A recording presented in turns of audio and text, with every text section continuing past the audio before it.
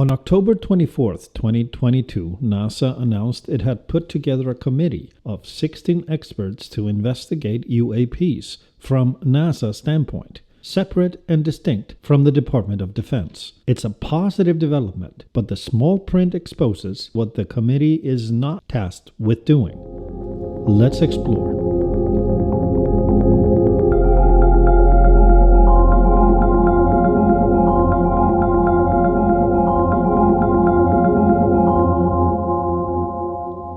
Hi everyone, and welcome to Project Bluebook, where we explore all things unidentified. I am Thor, and thanks for tuning in. In addition to diving into categories and events of unexplained phenomena that offer perspective and comparison, it's also important to keep up with latest news and developments, in particular where ufology converges with mainstream media and government agencies. The announcement by NASA states it's assigning a team to study UAPs and will last for 9 months, with a report resulting by late summer or fall of 2023. The NASA administrator responsible for managing the committee is Daniel Evans, the Assistant Deputy Associate Administrator for Research at NASA's Science Mission Directorate.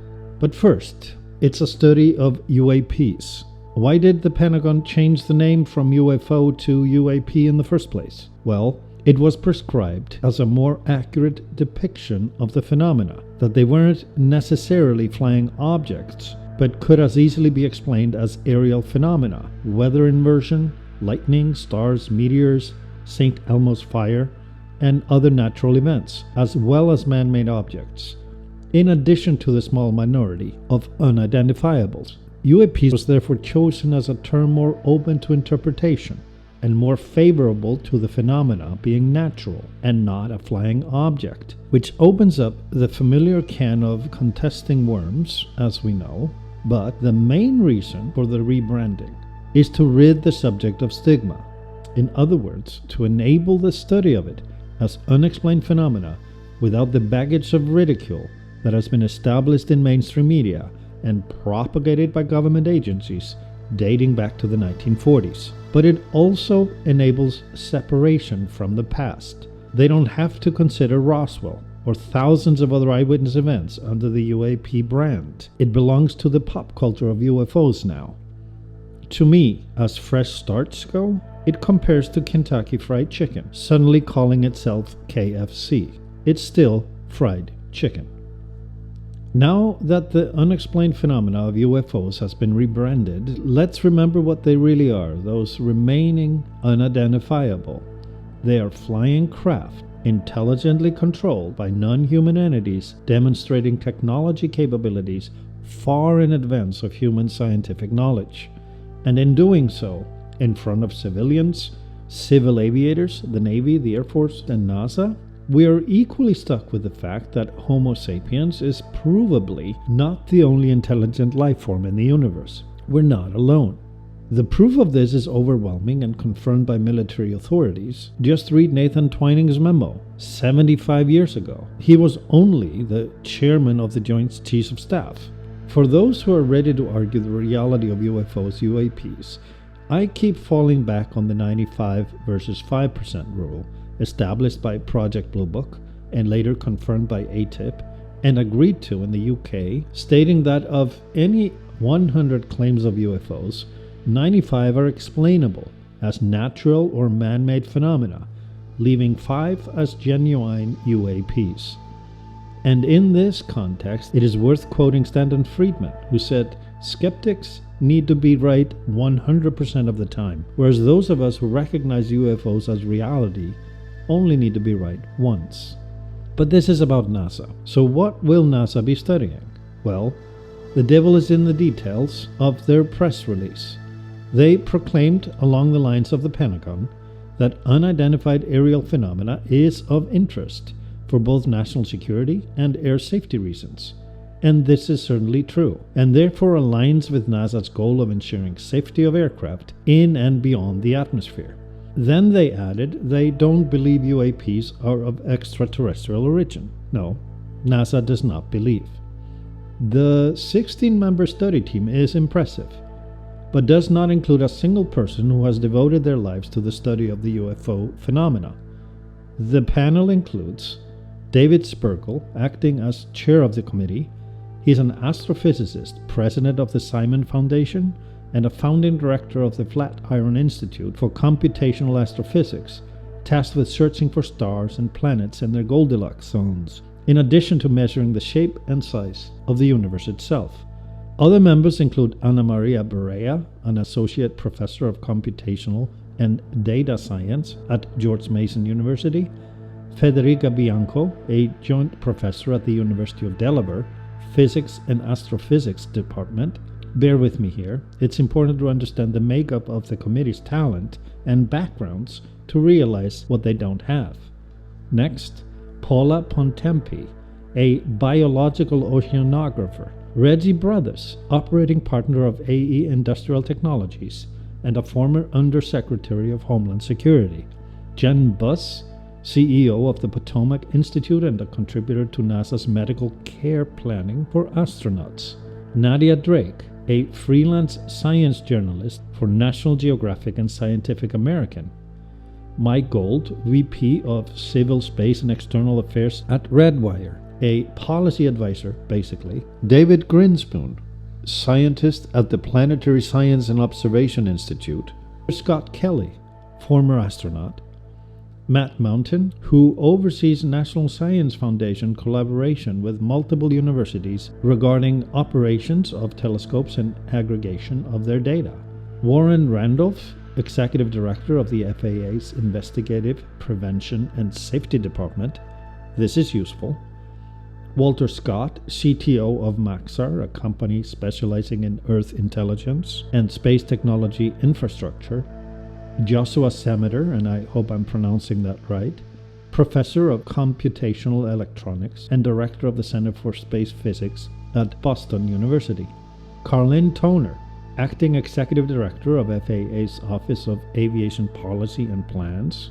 And lastly, Shelley Wright, an Associate Professor of Astrophysics at UC San Diego. Who's not on the committee is anyone from the Pentagon's UAP study group, and no one at all from the ufology community, many of which sport professorships and doctoral degrees at major universities, Harvard, Stanford, and degrees in astrophysics, astronomy, recipients of awards in journalism for studying unexplained phenomena, and so on and so forth. Not invited. Why? What the UAP task force at the Pentagon accomplished, as demonstrated in their public hearing in June of 2022, was the regurgitation of pre-existing body of cases, but included admission to the 2004 David Fravor UFO USO footage being real, yet did not touch Roswell, Malmstrom Air Force Base, Area 51 through 54 in Nevada, Wright-Patterson Air Force Base in Dayton, Ohio, Buildings 18A through 18G, mostly underground, and Hangar 23. No data correlation with past records took place whatsoever. What data would we like NASA to study? Well, just what pops into my head right now includes the proclaimed observations of surveillance made on the surface of the moon when some of the Apollo moon landings had taken place, the photographs of artificial structures on the far side of the moon, the lights on the surface of the moon repeatedly observed and photographed in multiple lunar orbits, the music observed in lunar orbit on the backside of the moon, the countless sightings of objects flying near the International Space Station and observed and both photographed and recorded, entering and exiting Earth's atmosphere at enormous speeds, changing trajectory, and sometimes even turning around. Cydonia Photographic Study, undoctored photographs in NASA's archives. Data is the language of science. It is essential for any conclusion worthy of its name to have studied the available data. And knowing that most all members of the 16-member independent committee are scientists, with that in mind, what is the data that will be made available to them? And this is where the devil hides, in the details. You see, in the small print, I found this language in NASA's press release, and I quote, The focus of the study is to inform NASA what possible data could be collected in the future to scientifically discern the nature of UAPs. End quote. In other words, the focus is not on analyzing data or studying footage, photographs, or sightings to proclaim their reality or not. The focus is on methodology, just like it was at the UAP Task Force at Pentagon in their June 25, 2021 preliminary report released by the Office of the Director of National Intelligence. It's to identify methods for data collection and study protocols. That's it. And when you know this to be the focus, then this team assembly makes much more sense. Thomas Zurbuchen, the Associate Administrator of Science Mission Directorate at NASA headquarters in Washington, D.C., said, "Understanding the data we have surrounding unidentified aerial phenomena is critical to helping us draw scientific conclusions about what's happening in our skies." End quote. Adding that NASA acknowledges the strange properties of UAPs, such as, quote-unquote, their extreme acceleration. This is perhaps the most hopeful statement made in relation to their announcement, because with it, they recognize UAPs exist and they exhibit behavior beyond human capabilities or understanding.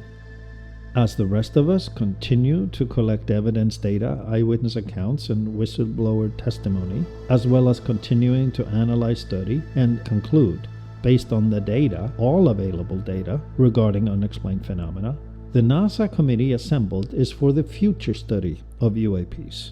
We will continue to hope, looking forward to their report mid to late 2023, but without holding our breath.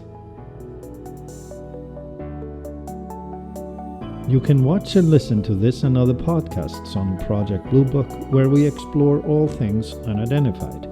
Each day, let's practice compassion and kindness. And please subscribe. I am Thor, and thanks for tuning in. See you next time.